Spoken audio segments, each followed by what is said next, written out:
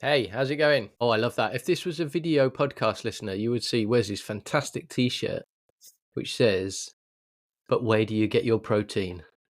With Love a that. time. Love that. How are we doing? You good? Yeah, I'm good. Had last week off work, which was lovely, and then went back to work yesterday and today, which was less lovely. Oh, But you know, you got to take the rough with the smooth, haven't you? you do. You do. Yeah. Sometimes work's all right, and sometimes it's a bit poo. Yes. Yes. And having the work means that I can have the holiday. So, you know. Well, there you go. Swings and roundabouts. Exactly. Exactly. How's things for you? All good. Yeah, work's fine. Olympics is now finished. I mean, this will go out way past, but at the time of recording, the Olympics has finished. And there was some vegan athletes that won medals. Who'd have thought it? Instead of dying of protein deficiency, they won like actual medals. Some of them even gold. Who'd have thought? I know, amazing. Amazing. There was a fencer, wasn't there, Vivian, who that's been made a lot of what's the word? A lot of mileage out of her sort of activism, I guess, by extolling how the vegan or plant-based diet, let's say, has helped her. Yeah. So that's I'm good. hoping that the Australian breakdancer wasn't vegan because that'd be. That was one of the funniest things I've ever seen. Thankfully, they're not doing breakdancing again. Even the good breakdancing wasn't brilliant. I did see maybe 10 minutes of, I think, one of the semi-finals or the final, and I just thought, how does this compare with someone who runs a marathon or swims 1,000 meters or something? Do you know what I mean? And if you put, Is it sport? if you're putting breakdancing in, what's up with all the other types of dance? Ballroom dancing? Yeah, I mean, That's basically, you might as well have strictly Olympics. yeah. So yeah, they're not doing that now. Next time, Oh, right. Not that we're an Olympics podcast, and anybody that's into breakdancing, really sorry, we're not slagging breakdancing off. Yeah. Sorry, at vegan breakdancer. Yeah. Really sorry to upset you. I love breakdancing. I think it's great. I like hip hop music and any other music that you can break dance to, but it just didn't work as an Olympic sport. I don't think. That's my opinion, not the opinion of everybody else associated with How I Vegan podcast. Please do not. Don't you mean the other person associated with? God, I know, but we've had complaints, Matthew. Come on, Jesus. Oh, it's good fun. And for the record, we've started trying to implement vegan dog food. How's that going? Not into my diet, just into our dog's diet. Yeah. Well, I'd say so far so good, but she did shit the bed the other night, which was nice. Just laying in bed with us, which I suppose we're not supposed to do either, and then just decided to not even get into poo position. Just the poo fell out. Oh, wow. That hasn't happened again, but it was after giving her vegan food. We're still continuing with it, but yeah. We went for vegan dog treats to start off with, and the first 2 days were brilliant. Munched it up. Next 3 days, left on the carpet, and we're like, yeah, what can you do? Good. But we'll keep plugging away. Don't force feed your dog. Yeah, no, that's it. Okay, good. Well, our guest is in the lobby, so why don't we let them in? And, yeah, why not? They'll be coming up right after this. There's nothing better than a hunk of prime Labrador steak, wonderfully marbled. And that is almost entirely dependent on how it's produced. Elwood's organic dog meat has complete control of this entire journey. So I'm here at Elwood's farm to find out a little more about it. Welcome to Elwood Farms. Thank you very much, Elwood. I hear you do a bit of barbecuing? I do a little bit of barbecuing every now and then, yes. From a chef's point of view, consistency is key for everything. It doesn't matter if it's a Rottweiler ribeye, a Pyrenees mince, or a lab sirloin. You can always tell when the dog comes from a place where it was well reared And every step has to be right, doesn't it? Oh, you should see these guys. So, from an Elwood's point of view, there's complete traceability. Absolutely. Unrivaled traceability, so it's fine. Every single piece of dog meat. Yeah, from pup to farmer's market. Everything the dog's been fed. Everything about it. For each dog. Yeah, only Marks and Spencer's and Whole Foods do this. Where else can people order from? From elwooddogmeat.com. That's ELWOOD dogmeat.com. For top quality meat from dogs for people. Meat that's local, sustainable, and humanely harvested. There's only Elwood's Organic Dog Meat. They seem pretty friendly, don't they? They're more responsive to me than my kids, to be honest.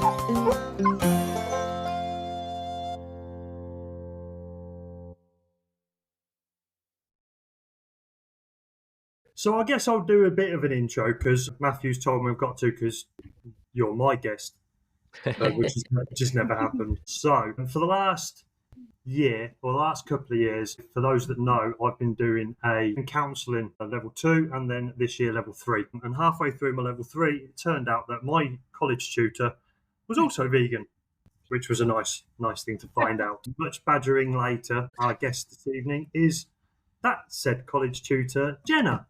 So, hi, and thank you for coming.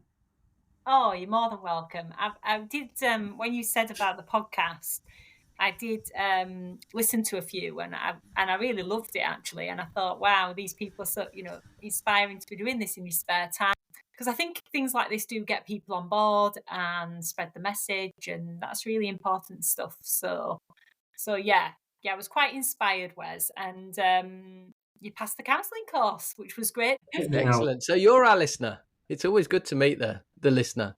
Yeah, I've listened to a few. I must admit I've not listened to all, but I've listened to 2 or 3, and each one's quite different. It's nice to get that insight into people's lives. Well, that was the idea, because we asked the same questions, but the answers are broadly different.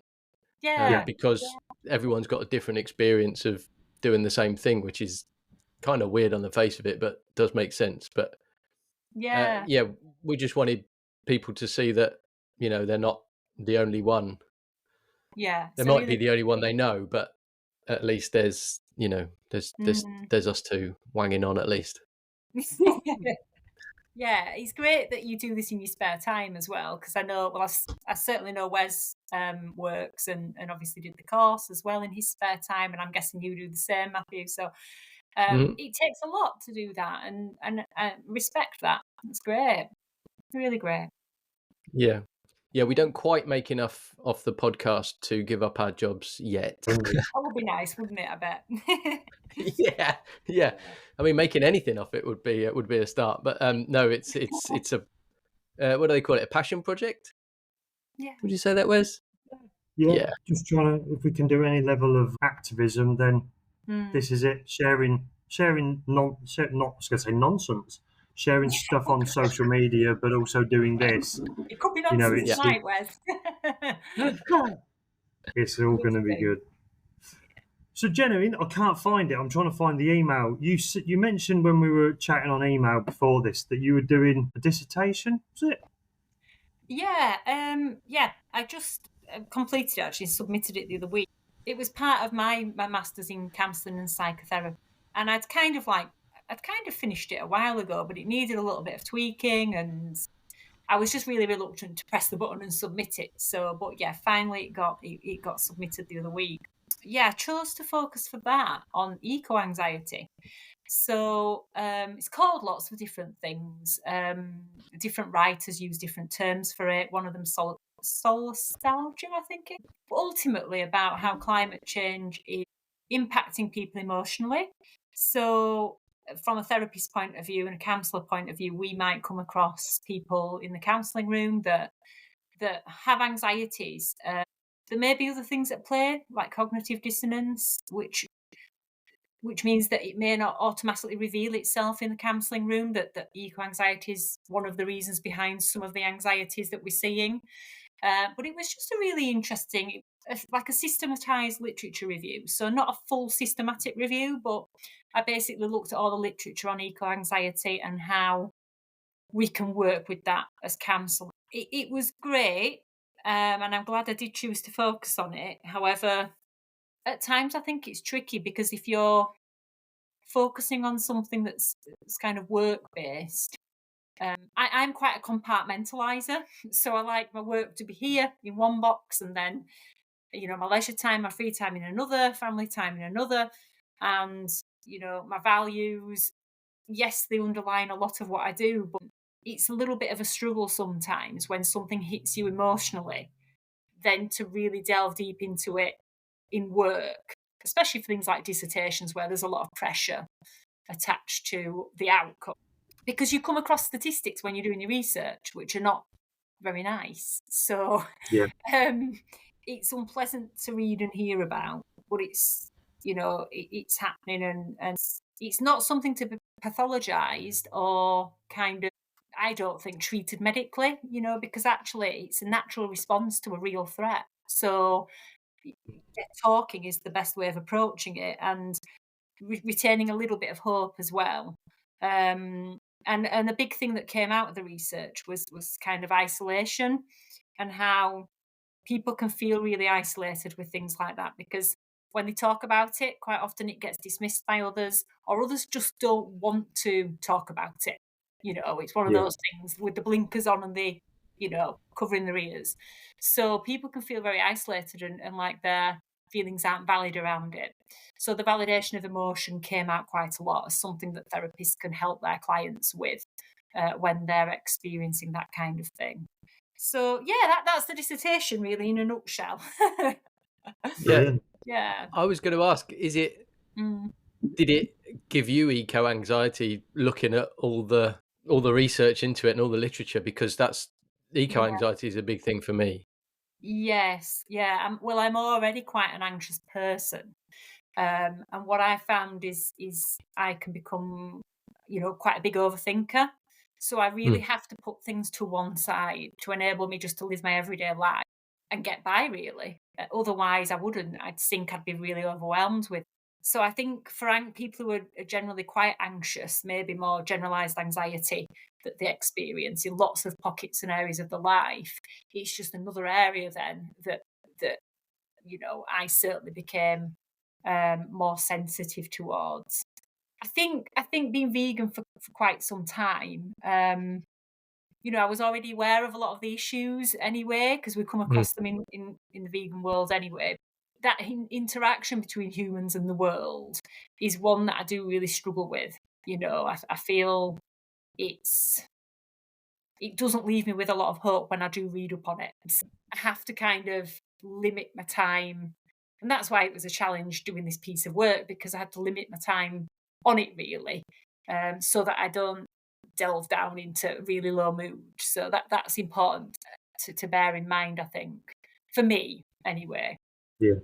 Yeah. Yeah, because it seems quite close, or it could be quite closely linked to sort of the dystopia that we've talked about in some of our previous episodes, which Claire Mann came up with. The feeling, what is it, anguish vegans feel at living in a non-vegan world. It's that same Yeah. sort of thing. And you I said could before about people who just shut off their, almost like just fingers in their ears, like la la la. I'm not listening to this because it's so potentially awful that I just cannot start to process it. Yeah, definitely, 100%. I like that word. I've not actually heard of it before, so I've obviously not listened to that podcast. But yeah, that makes a lot of sense actually. Mm. But it's there's a lot of, I'd say there's a lot of overlap between the two. Yeah, Once you start becoming aware of the sort of climate crisis, and the more you read about it, the more you think, oh my God, we're all doomed. Why isn't everybody yeah, worried about this? it's very, very true. And I think that's why it's so important to link up, and what you guys are doing is so important in that way, because in that respect, because you're actually enabling people who do. It can be isolating to feel that way. You're enabling people to make connection and be part of a community where we feel there isn't a community, around us physically, for example, in the area we live. We may not feel that way. I mean, I live rurally and I'm surrounded by farms. So I drive past one every morning, which there's something on the news this morning I noticed on the BBC about kind of intensive farming. I don't know whether you've seen it. Mega farms. Yeah, the mega Yeah, farms. I saw that. Horrible. And I think that's happening within, I don't know, 5 minutes, not even that, a 3 minute drive of my house. Mm. It's becoming, I think it's quite well hidden in the sense that you'll see a couple of cows out in the field, but you can see the amount that are actually in the big shed as well. And those fields are Mm. never, I never see cows out in the fields. You'll see one from time to time as if they're on rotation, two get a chance to go out for a day. The other 50 are housed in that building, and it makes my heart sink. But past that every day, and it's really sad. Yeah, it is horrible. You go past a field and you think, "Oh, look, sheep," and then you think, "Oh, look, sheep." Sheep Yeah, have got sprayed paint on Yeah, there. yeah. That's yeah, it. yeah, Oh, yeah, exactly.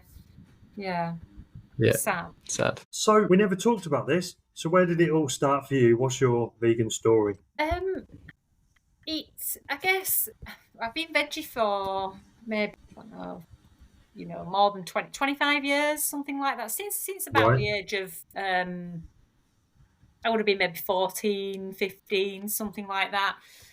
So veggie from that age, perhaps even a bit younger. Interestingly, my granddad on my mum's side was a farmer. Um, it was cattle, so meat for the meat industry. I just really disliked going to the farm, and Mm. they had like the farmhouse, and then there were kind of lots of outbuildings.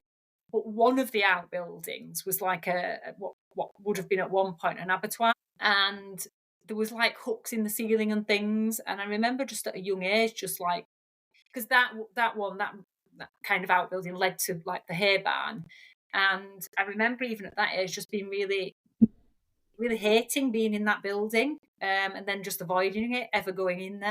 And I don't know, I think you see that animals are just commodities, but I kind of could make connections with the animals. So there were always cows out, like in the field.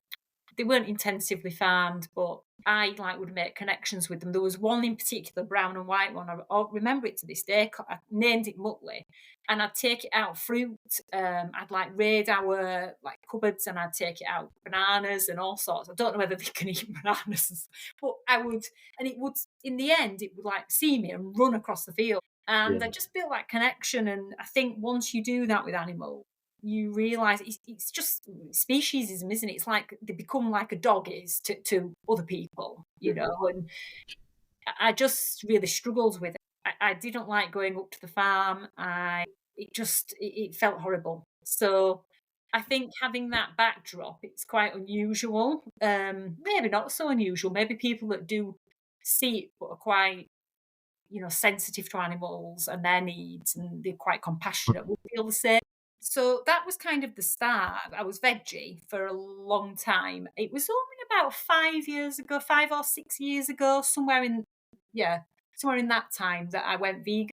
Just because one day I decided to research a bit more about the dairy industry, and I'll be honest, I'd kind of had the blinkers on myself and not really didn't know a lot about what was going on with that. So I was quite horrified. I think I watched maybe some of the Earthling Egg video, and then there was a lot on Netflix. I think just around that time and just after that time that similarly just horrified me. So that was kind of like then it was quite. I wouldn't say it was hard going from veggie to vegan. Really for me, it was a small step. So um, Yeah. yeah, yeah, that's really the journey that I was on. Fantastic. I've always had that How close. did that? Sorry, Go go on. on. No, go on, Matthew. I was going to say, how did you do the transition? Was it gradually phasing things out, or was it kind of took the leap like Wes did cold tofurkey? Yeah, I think I just did take the leap because it wasn't too tricky at that time. And I mean, I've count myself as quite lucky. There are so many vegan products for the last 5 years or so. I mean, we've been there's a lot more than there was. So I Yeah. think things like butter. I think I was already on. I mean, I think I was already on Vitalite and think, like using vegan products anyway, a lot of the time. So yeah, it was. I wouldn't say it was too tricky. It's become trickier since because I I'm quite a like vegan junk food. I'm all on board with, and I'm not the healthiest vegan. I wouldn't say I've been the healthiest vegan in the 5 years that I've eat because I've chosen to eat the unhealthy stuff. I haven't chosen to have the whole foods. So I know a lot of people do go down the vegan route because of their health, Mm. and but for me, that's not been it. It's all been about the animals. But I've had to be a little bit more careful recently because I've had some digestive issues, and they've said that I need to cut out my FODMAPs, which are kind of like fermentable, any food that can be fermentable in the stomach, basically. So if you're vegan, to do that is quite tricky. I Yeah, think. give me an example of that. What's a Well, fermentable? there's different groups of and this is what makes it quite tricky. There's different groups of FODMAPs. So you've got like your wheats and gluten. Do not quote me on this because I'm still learning myself. This only happened about 4 or 5 weeks No, ago. once it's on the internet, that's it forever. And there's loads of great videos actually on YouTube that I watched about the FODMAP diet and what you should and shouldn't eat. And basically, for me, it's about elimination. So what the doctor was saying was to get to the bottom of the digestive issues, if you try this diet, you will be eliminating anything really that can ferment in the stomach and draw water into the stomach. And then over time, you can start reintroducing what you'd cut out to see what it is Yeah. that's like triggering you. Mm. So, like things like bread, I've had to cut, which bread was one of my staples, really. You know, I had to have it every day. Certain fruits and veg. So, the main veg I'm eating at the moment are things like spinach, red bell peppers, green beans, tomatoes, but only a limited amount. Carrots, you're allowed. But there's so many vegetables like cabbage, peas, your sprouts, that you're not allowed. So it's Wow. very tricky to pick through it because I have to I'm just on my phone checking as I'm going around the supermarket. Is this low FODMAP? Is this low FODMAP? Is To make sure that I'm not buying things that I made loads of mistakes in the beginning a few weeks ago when I was embarking on this. And I must say it has made a difference, like it's helped with my digestion and I'm feeling a lot less lethargic.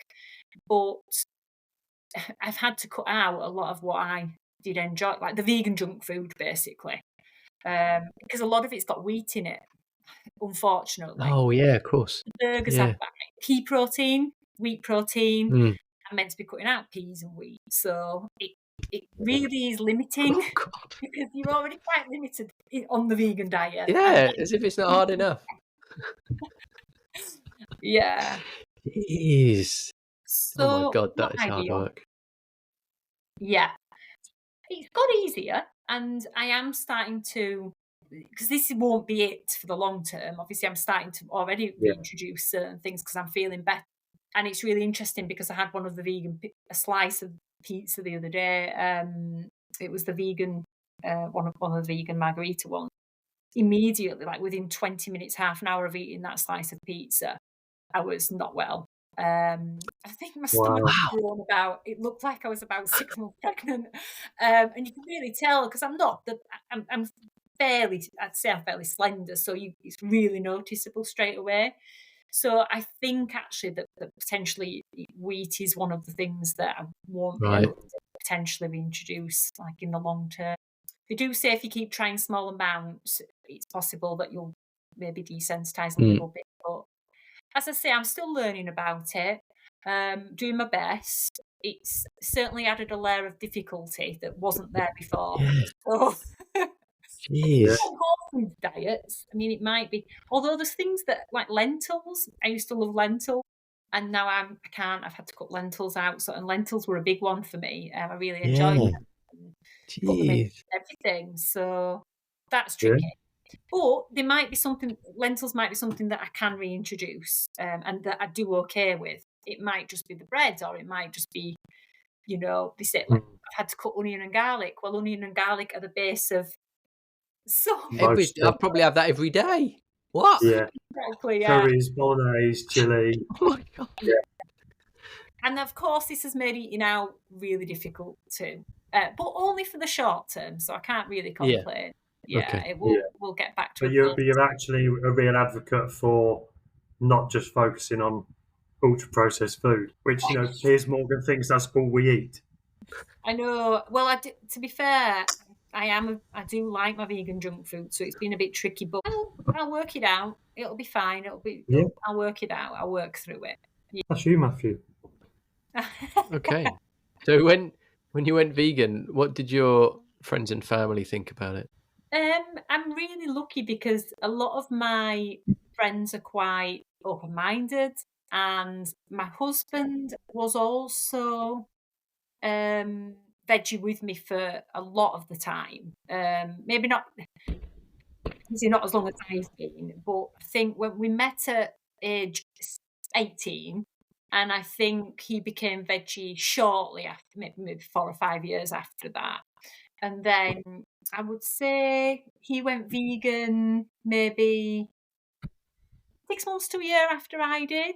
So, I think it's really helpful actually. It certainly was helpful for me that he also kind of came on this journey too, because it just makes everything a lot easier. You're cooking meals at home and you're doing them for two rather than just one, and everything's a bit simple.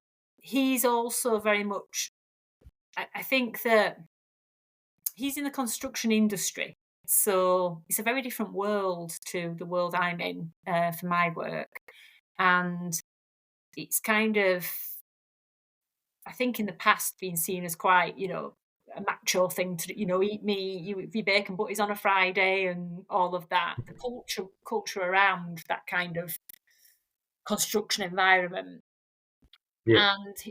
But he's really, really taken it on board, and he's an animal lover too. He's always had dogs in the family. We've got 3 rescue greyhounds now, so he loves animals.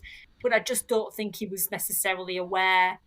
He hadn't really gone to the effort to research it like I had. And I think once he saw what I was seeing, and he watched some of the documentaries and the films that I recommended, it wasn't long after that he just made the leap across, really. Probably harder for him because I don't think he'd been for veggie for as long. I think a bit more tricky, like taking his work lunches, things like that were a bit more difficult for him because he kind of not been in that world. So yeah, Going out for a big fry up, that sort of thing. Well, that's it. With the rest of the team and stuff. Yeah, and they still do that. And his work colleagues, don't get me wrong, they're quite lovely people, and they are supportive of him.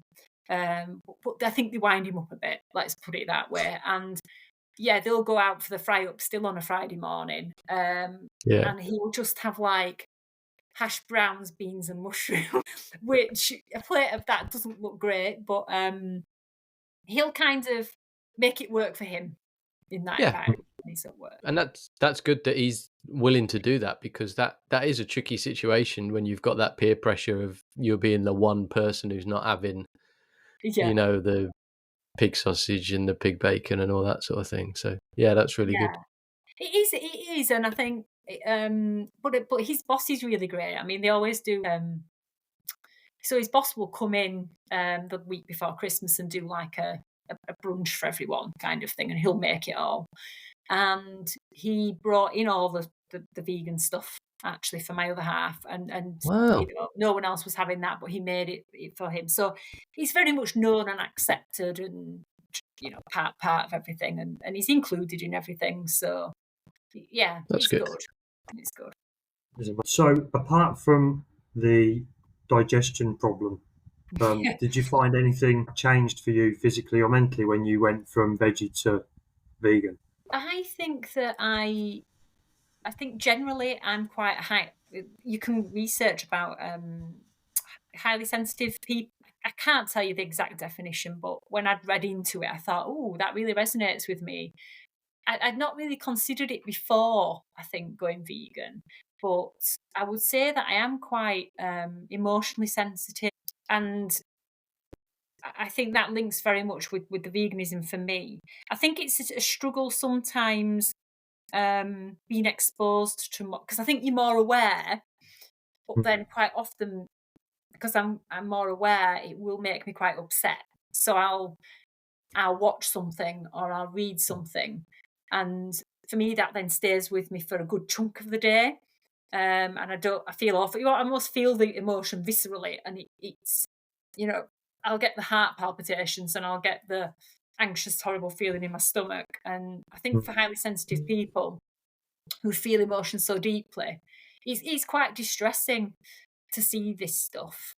But I know it's going on and it's important to be aware of it. I don't want to not be aware of things that are going on. It's a tricky balancing act because I want to know it. I want to have the knowledge. It would be quite destructive for me to see that all the time, every day. So I really have to limit my time looking at things on social media. And I'm not a big social media user anyway, but limit my time spent on YouTube, viewing things and reading things, because it would just stay with me too much. I kind of think I'm doing what I can with the actions that I make and the choices that I make by being vegan, but I have to be able to go to work and function and do my day job and be happy in my day job. And so I have to very much compartmentalize that, the veganism, the emotion associated with things that I see when I'm going about my day job. Otherwise, I wouldn't be able to function in what I do. So, yeah, that's the tricky bit, I guess. Yeah. When I see like that deeply upsetting content, it's and my algorithms seem to just like throw it all up for. It's tricky then to switch off, and it will really affect my mood for a good chunk of the day. So I've just really got to be careful. And just remember that I'm doing what I can in the choices I'm making and my day-to-day decisions in terms of things like where I choose to spend my money, like what store, restaurants I'm choosing to spend my money in. And I've got really a lot better at that, actually, about making choices that align with my values when it comes to spending money. So I won't, get the plant burger from fast food chains, for example. I'd rather spend that money on a Saturday going to a little cafe close to me that's mainly vegan. It does have a couple of veggie dishes, but the vast majority of the menu is vegan.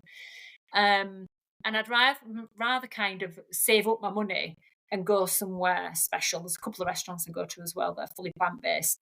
And spend my money there than, because ultimately I don't agree with what those big organisations, those big fast food chains are doing. They are contributing to the things that I don't want to be happening. So I've got the power in where I choose to spend my money. And that's tricky sometimes. You might be starving on the way home from somewhere. It's tempting, and I'm not saying I never do. There are times that I do get some fries or what have you, but I'd say 90% of the time I'm very conscious about the decisions I'm making. So that helps me overcome those kind of mental struggles that I feel sometimes. Yeah. Yes, it's the small power that we have, I guess, isn't it, to put our money where our mouth is, quite literally. Exactly. Yeah. That's important. Okay. So, Jenna, what's the best thing about being vegan? I feel like it's nice to know that I'm not contributing in any way not consciously to any suffering. And I think that's the main thing for me. Just knowing that, I'm not making a deliberate decision to harm anything. I'm very much one of those people that thinks, I try and do whatever I do, I try not to have a negative impact. So whether that's coming away from a conversation, knowing that I've left that person feeling either the same or better than they were before. And it's the same with the world around me. I think I try and tread lightly wherever I can. And I think the veganism is just like an extension of that, really. Just knowing that, nothing's suffered, nothing's been harmed. That leaves me feeling more settled and content, for sure. Yeah. You can drive past them sheep in the field and go, I'm not hurting them. I just Exactly. want to hug them. Exactly, yeah. And it's tricky, isn't it? Because it could come down to a really minute level, things like insects and you might have discussed this on the podcast before. I'm sure people will have brought it up, but I try and buy organic where I can, knowing that less pesticides will have been used in the production of oats or vegetables that I'm eating. But I think, I can't always buy organic for everything. No. So No. no doubt there will have been, some insects and things that will have died, and that is really sad. But I've tried to, I guess, minimise my impact by being That's vegan. it. Yeah. That's it. Yeah. And I mean, just by walking along the road, you're inadvertently treading on insects, aren't you? There's only so much you can do, like we just were away last week and we did a lot of driving, and I came back and the windscreen was completely plastered with splodges of things that had smashed into the windscreen, various insects. I mean, I can't do anything about that, can I? Apart from not driving, I suppose. No, that's it. But it wasn't a conscious decision that you made to go out and... No. I wasn't swerving to try and hit them as I was going. Exactly. So, yeah. And I think that's it, isn't it? It's being conscious about what behaviours and decisions and choices, and that's all we can do. Yeah, exactly. Yeah. Exactly. Okay, we've got some quick fire questions, Jenna, that we've never done before. You're our guinea pig. No, what's the vegan? Oh, you can't usually take guinea pig, can you? No. Test subject. You're our test subject. Okay. Cool. Right. Where's this going to go first? Are we jumping to this now? Yeah. Fair enough. What's your go-to quick meal? I would say a couple, really. So I would say tofu scramble is probably one of my favourite, just because of how easy and quick it is. Tofu scramble with fries. And actually, I can still eat that on the current particular diet that I'm on. Without tofu, where would you be? God. I don't know. Dead, I think. There's a really good recipe on Rainbow Plant Life. She does a really good vegan tofu scramble recipe. There's actually quite a few. Like I've Gaz Oakley. Do you know Gaz Oakley, chef? Legend. I think there's one in maybe one of his books as well that I've tried in the past. So yeah, I think tofu scramble. Love it. Do you put mayonnaise in it? Do I put mayonnaise in it? I would have mayo, vegan mayo, and sweet chili sauce on the side of that to dip. Ooh. When I do my tofu scramble, I go turmeric, salt and pepper, mix it up, fry it. Once it's done, take it off the heat, mayonnaise, stir it around, and it just all binds together, and it is amazing. Ooh, it does sound good. Yeah. Right. Where's his... There's like the Himalayan salt, the eggy. Yeah. That's essential. I've not done that, but apparently it's great with that in, but if you run out, it's fine without. Yeah. It gives it that eggy smell, really, as well as taste in it. Okay. Good. All right. Isn't that a good thing? Okay. Favorite vegan food product? Ooh, a couple, and again, these are like junk food items. This isn't the healthiest episode you will have done, is it? You know that junk food you're supposed to not be eating, but let's go there anyway. Oh, I know. Listen, I'm allowed the odd treat. So, like Nutella alternative, I think it's called Crave, with the purple and white label, and it's basically like Nutella but a healthier version. I think they use sustainably sourced palm oil, and it just tastes like similar to Nutella, really. But I love that. But also, again, this is chocolate based. You can tell what my weakness is. I was on holiday at Seorsa, 1875. I don't know whether you've heard of it. It's in Scotland, in Pitlochry in Scotland. Beautiful part of the world. And it's a fully vegan hotel.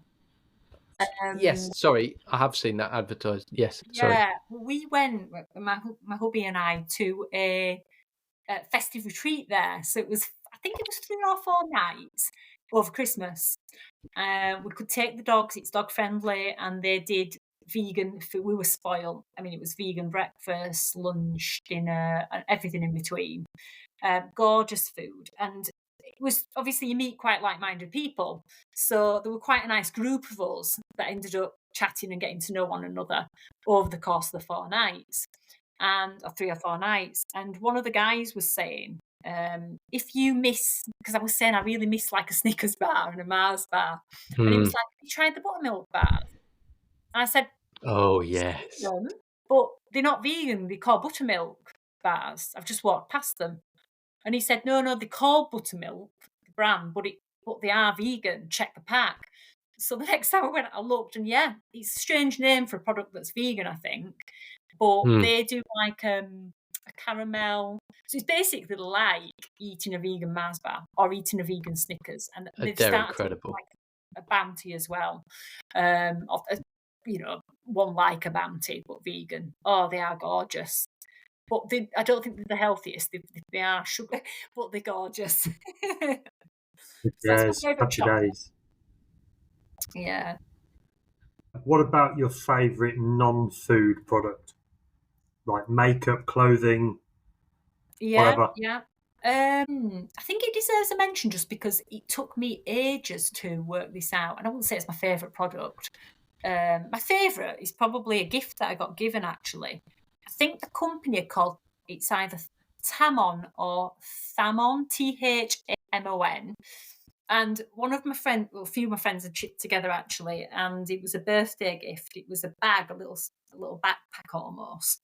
They make their product, they're all vegan and cruelty free, leather alternatives. So handbags, gorgeous handbags, wallets, purses, things like that. And they'd got me the backpack, and they're made of like leaf matter or leaf material. They're really stunning, really unique. Wow. Not the cheapest, but it was a gift. And just really, really lovely products. But I think as an everyday product, toothpaste, I couldn't find a toothpaste for ages that was stamped vegan and cruelty free. And Superdrug's own brand is vegan and cruelty free Oh, toothpaste. yeah. Wow. Yeah, on all the range of their own Well brand, done, Superdrug. whitening toothpaste, all of them are vegan and cruelty free. From what the last time I bought them anyway, unless there's been changes, because I'd struggled with that for ages, not being able to find that product. But that's a good one. Yeah. Yeah. I'm a Fantastic. bit rubbish with toiletries, to be fair. Yes. I can't Yeah. see properly. Oh, dear. Their ingredients are so bleeding small. I ain't got a chance. So I have to just. I'm either texting Michelle going, "What am I getting?" or I just grab what I know. Yeah. Yeah. The Brilliant. problem is, Superdrug toothpaste. I think there's a lot of greenwashing at the minute as well, and a lot of kind of like. Yeah. So big companies, I don't really want to name them, but there's a couple that have in mind, one in particular that sells food products and also toiletries and like bleach, which is bizarre. So that company, I noticed they've done like new washing liquid for laundry, and they've made it look just like other, like especially vegan and cruelty-free products that are for laundry. Right. They've made theirs look very similar with the clear bottle and the colourful liquid inside. And you turn it over, I turned it over to check, and no, it's not. It's full of chemicals, not vegan, not cruelty-free, not good for the environment. But Oh, the way that they wow. branded it and marketed that, it looks just like one of the better brands that are more conscious. Sneaky. So there's a lot of that, I think, going on at the minute as well, to be quite wary of. All right. Okay. Favourite vegan restaurants? Ooh, well, I've told you about Seosa. I don't know whether I'm pronouncing that correctly, 1875, but if that's up in Scotland, so if you were up that way and you wanted a special meal, their like evening meals are really special. But I think I'm in Yorkshire, so I've got to think about what's around me. And Nelson's in Hebden Bridge, fully plant-based menu, and it's lovely, really nice. The effort that they put into each dish is just wonderful. So I think that's my top one. There's a small cafe. So Nelson's is more of an evening meal place. They don't open lunch times, to my knowledge, anyway. But in terms of like little cafes, there's quite a few in Hebden Bridge, and then there's one over in Marsden, a small one called Wild Cafe, and that does mainly vegetarian, and in fact, it's all vegetarian. But I say that I think it's kind of half and half now, maybe even more vegan on there. So it's kind of like almost all vegan from what I remember last time we went. So that's a really lovely one. And they've got like a spa next door and stuff. It's nice. Is that Marsden? Cafe in Marsden, just out of Marsden actually, on Manchester Road, up in Yorkshire. So we would go there. That'd be like a lunchtime brunch place that we would go to. And the final bit of this, because this is a new thing, you can edit that, Matthew. Your favourite vegan people? Celebrities, activists? Anyone? Yeah, well, I think Earthling Ed, just because of the amount he's done in terms of his, getting the message out there, quite hard-hitting messages. Always has an answer for everything, which I don't have. Like, he does a really good job of that, of getting to the difficult stuff and just like eliminating it. There's not. I mean, in terms of celebrities, I would say Pamela Anderson does strike me just because she has done so much activist work, hasn't she, for PETA and things. So she's definitely up there. She's done a lot of stuff, hasn't she? And I think people who really take care in their own craft and have brought veganism to that. So like I mentioned Gaz Oakley earlier, so he was a chef, I think, that was trained in just general restaurants and then proceeded to kind of focus on vegan food.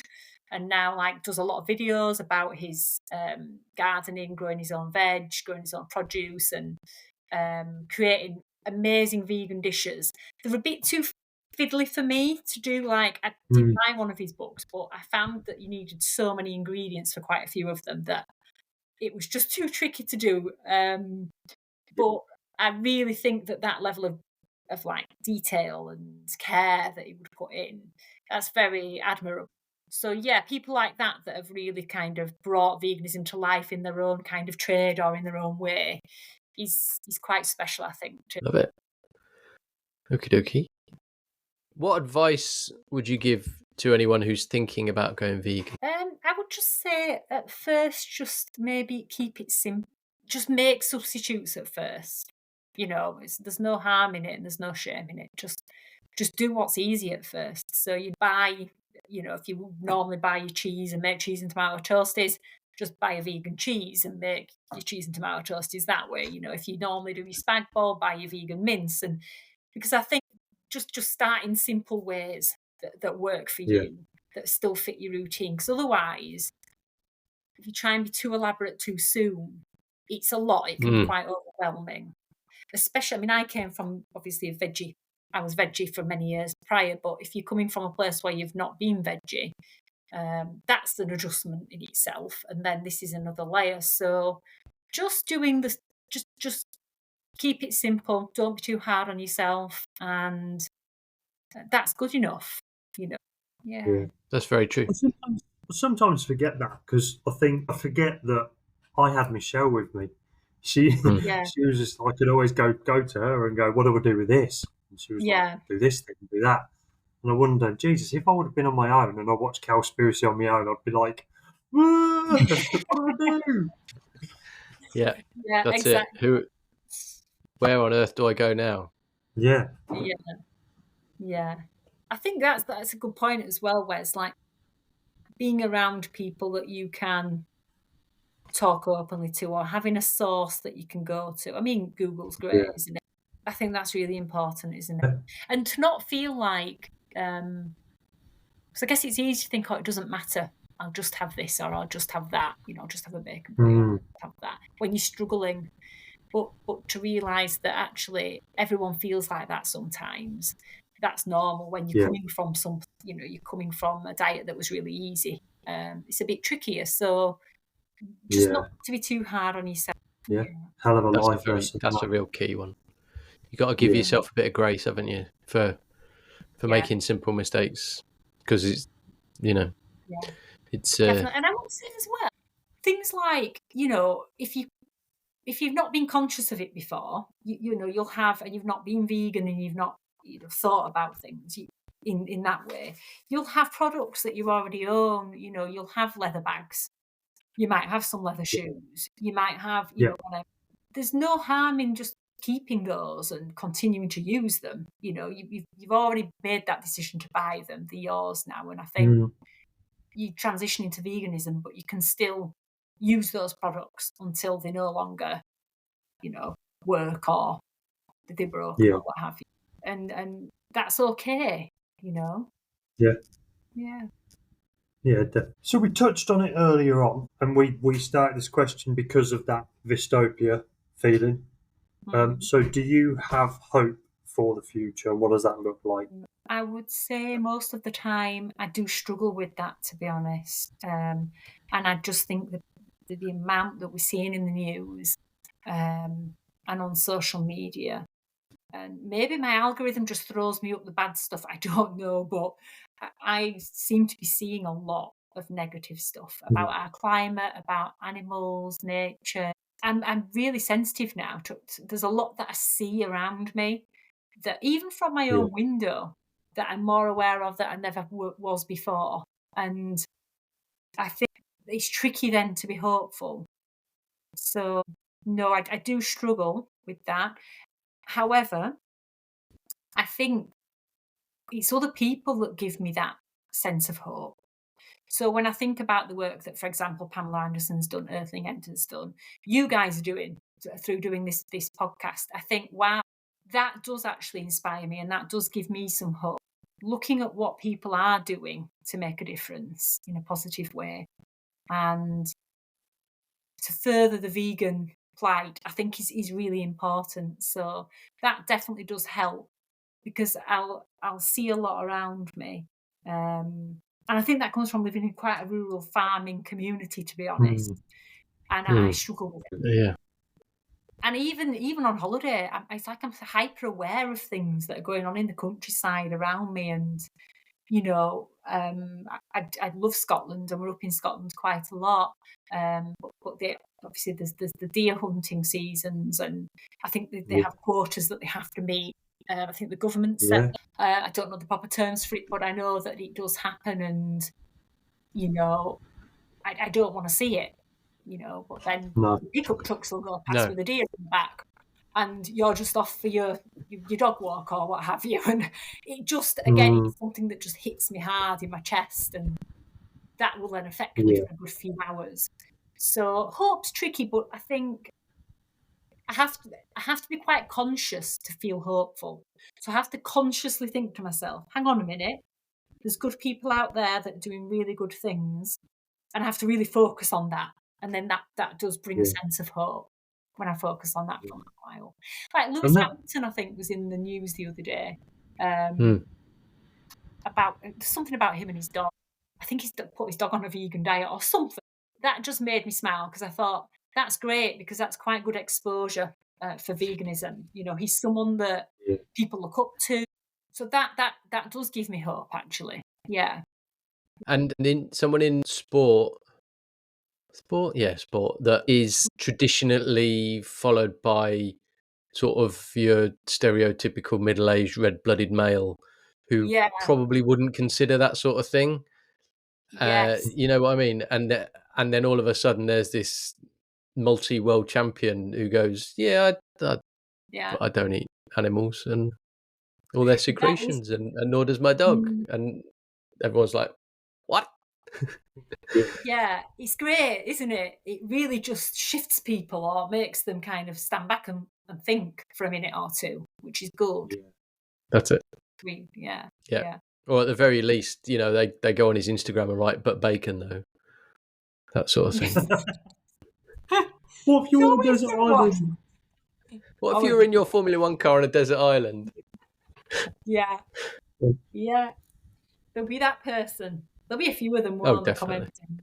Yeah. Yeah, we've been getting trolled recently as well. So Oh no! How have people been? Well, Yeah, but Matthew, as I haven't. but it's good Oh though, God. Jenna, because it means someone's paying attention. So we Very feel true. like we've actually made it now. Like we're big enough. We've got trolls. Yeah, that's good. Yeah, you're stepping up, guys. That's it. In this day and age, that's how you know you've made it. Yeah. Well, I hope it's not too horrible stuff because all No. credit to what you do, and I think you wouldn't let anyone put you off what you're doing at the moment. I'm sure, anyway. So. No, and we had someone post a little while back, posted a picture of someone cooking a steak. And I was just like, I've eaten steak. I haven't been vegan my whole life. I know what it tastes like, what it smells like, what it looks like. I've not lived in this bubble where I don't know what I'm missing. I choose not to eat it, having eaten it before. So Yeah. that is a completely pointless argument because Yeah. I know what it is. Yeah. So I just thought it was funny. It is funny. I think it's interesting that you brought that up because I think I've got a friend at the moment. She's pregnant and she'll be having a little baby in October. And we were chatting the other day about, bringing up the baby vegan. And she's actually looked into it and, found baby formula that's vegan. I think they use it quite a lot in Australia. You can buy it here online and things like that. So there's a lot more awareness and there's a lot more products out there to choose now, which is great and great for her. So I'm really happy for her. I was just wondering, guys, because you said you got a bit of trolling. Do you ever get that in real, like, I don't know whether your top says vegan runners on it, Matthew, but yes, the vegan runners 20th anniversary top. Yeah, my friend also wears similar tops when she does a lot of park run. But do you ever get that to your face, or if you're wearing things like that, does that attract attention, and would people approach? I had it. Go on, you go first. I had it once at a park run. I think it was just. Were there two of us? Two vegan runners, I think. We weren't running together. And I was running and I could hear a guy behind me saying to the guy he was running with things like, "Oh, I'm looking forward to a really good burger when we finish this. Great burger." And what annoyed me most was that I'd planned to go quite easy that day on the run. But then I had to make sure that I finished ahead of him. And I was aching then for about 3 or 4 days because I had to run too fast to make sure that I beat. Even though it's a run, not a race, it was important to me that the vegan finished in front of him. That's. I think that's all I've had as a response to that. Last week, as we're recording this, we were on a family holiday and we were at Disneyland Paris for a couple of days. Yeah. And I just bought a T-shirt from Viva La Vegan, the clothing company, that said "Vegan Jedi" on it in big letters. So I thought I've got to wear that to Disneyland so I can go on the Star Tours ride. I did notice a couple of people kind of look at it like, "What? Vegan Jedi?" But no one came up to me and said anything. And hopefully no one from Disney spotted it and will be pursuing Viva La Vegan for breach of trademark or anything. Hopefully I haven't put them out of business. Yeah. Oh no. Well, that's good to know actually, because I do see a lot of slogan products, and I just think I'm not a confrontational person, so I would always avoid wearing because I just would hate to be approached by someone. I think in the moment I'm not very good at being able to defend myself quickly and come up with the right arguments. Because I think I'm taken by surprise and it wouldn't go down well. And I'd be upset then for the rest of the day or weekend or week. So I avoid it. You'd get that, what do they French call it? L'esprit d'escalier, the idea on the stairs, and you'd be thinking, I should have said that. Yes. That's what I should have said. Exactly, yeah. How about you? I had it the other day. I was down for so for the past few weeks I've been getting up early, walking down into Littleborough to Michelle's shop, doing some yoga and then walking home. And about halfway down, there's some houses on the side of the road, and there's a guy that's like up and about at the same sort of time, like 5-6 o'clock in the morning, and he's been doing some work on his house. He's got all his tradesman gear on. He's obviously some sort of chippy, so that's stereotypical. Yeah. man, Yeah. in inverted commas, thing. You can't mention Chippy. Jenna will get all bloated. And I'm walking back up the road, and I've got my "Not Your Mum, Not Your Milk" hoodie on. Yes. Yeah. And he spotted me from about 100 yards away, and he was chuckling to himself. And I got within range, and he just went, "Not your mum, not your milk." And I was like, "Yeah." You've had 100 yards of me walking up the street, and that's the best you've come up with, mate. Come on. Do you want me to give? I was like, give me a conversation at least. Say, what does that mean? Whatever. But nothing. Yeah. But generally, apart from that, I've probably had similar. Somebody reading what's on my top. Yeah. Or I just get double takes, or I've had a couple of like dirty looks, like dagger looks. I'm like, speak to me, talk to me. I'm happy now. I'm 6 years down the line. I'm confident to come into a discussion with you, because I think I said to you, Jenna, that, and we've said it on here before, I am always going to bring it back now to, does an animal die? It doesn't matter what argument you come with, it is always going to end with an animal dying, and therefore it is not acceptable. So I'm ready. I'm ready for that discussion, that argument. But no, I'm just waiting, and nobody comes. You're ready for it. That's a great, just a simple sentence to come back to. I think is really helpful for people who struggle and may That's it. be apprehensive about that confrontation. Just have a simple tagline almost to lean back on. Is super helpful. And it's taken 6 years for me to learn that, and it's and I don't know if I heard it or I just had it in my head, but I was just like, not a single argument matters. No. Nothing that you come to me matters, because at the very end of it all, an animal is going to die. Yeah. And if we can accept that you don't need to kill an animal, that we can live healthily unless you're junk foodie. If we can live healthily on a plant-based diet and live a vegan lifestyle, then you don't need to kill animals. Therefore, that's the crux of it. It's not rocket science. You don't even need to live healthily. You can be a junk food non-vegan and transition to being a junk food vegan very simply. Yeah. And a lot of people do. At the end of the day, an animal doesn't die. Yeah, it's not going to be any more unhealthy than meat eating junk food, is it? No, definitely not. Just going to be the same. No. So that's my go-to argument every time. Love it. Great stuff. Love that. Yeah. That's it. Fantastic. There we go. Yeah. Well, thank you so much, Jenna. That's been really interesting. Thank you for joining us. And it's nice to finally meet you after Wes telling me for the last few weeks, I've met a vegan. Yeah. I'm just glad that all went well on the course and Wes passed. Otherwise, that would have been embarrassing. Oh, that would have been really awkward. I'll go on your podcast, but I've got some bad news. Yeah. You fail. No, it's been lovely. And honestly, ever since he said, we do this podcast, and I'd listened to a few, I thought, that's really brilliant. And I really wanted to, because obviously I'm very passionate about this, and I just really wanted to come on. So thanks for having me. Thank you for coming. Coffee with milk, please. We only have plant milk. Is that okay? Stop! It's not okay. And if something like this has happened to you, you need to call me, Seymour Loudermilk, right now. If you've had your feelings hurt by a vegan, you could be entitled to compensation. Oat milk, soy milk, almond milk? No thanks. I'll have louder milk. And I'll see you in court. Get more with Seymour. Call 866-8VEGANS. 8vegans.com. There we go. Great guest, Wes. There you Great go. guest. Well done. And my first introduction. That was First intro. Just nothing really, but whatever. Fantastic. No, it was great. Really good chat. Enjoyed it. Yeah.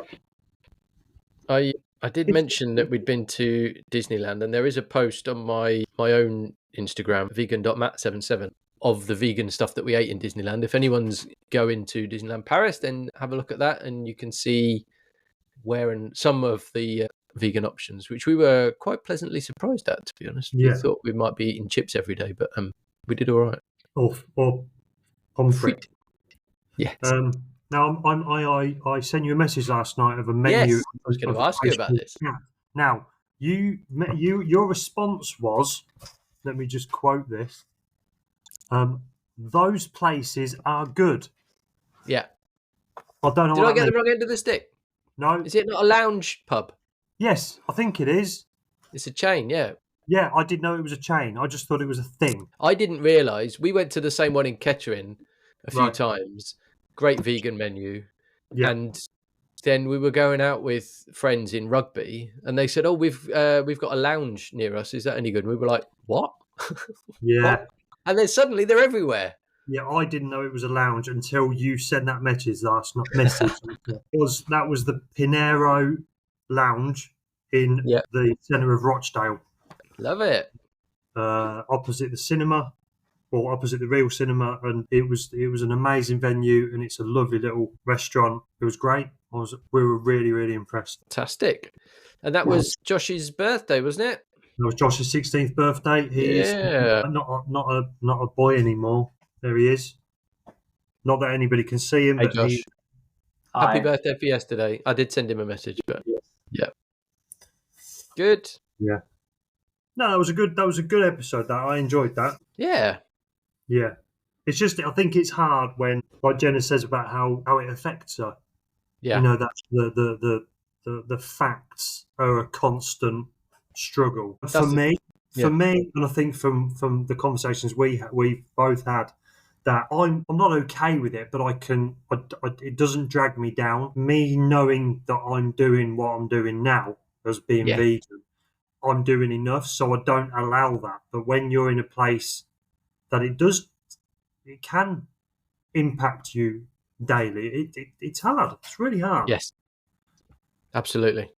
It's quite easy to get into the downward spiral and you know, when you follow social media accounts, and it becomes an echo chamber of more and more, or seemingly more and more depressing things, and it's quite hard to get out of that, and it takes quite a lot of self-discipline. Yeah. And if you've clicked on a few animal abuse videos, and that algorithm says, "Oh, you want to see more of this," and it's just going to keep showing you it. It's hard work. It really is. Yeah. So great chat with Jenna. Yeah. Really enjoyed that. Awesome. Well, listener, I hope you've enjoyed that. And if you have, why not let us know? Send us an email. howIveganpodcast@gmail.com. I left that pause there just to see if you were paying attention. Yeah. And or send us a message on Instagram. Tell us how much you've enjoyed it. And if you want to come and join us and tell us about how you do your veganism, then why not? That would be good. We'd love it.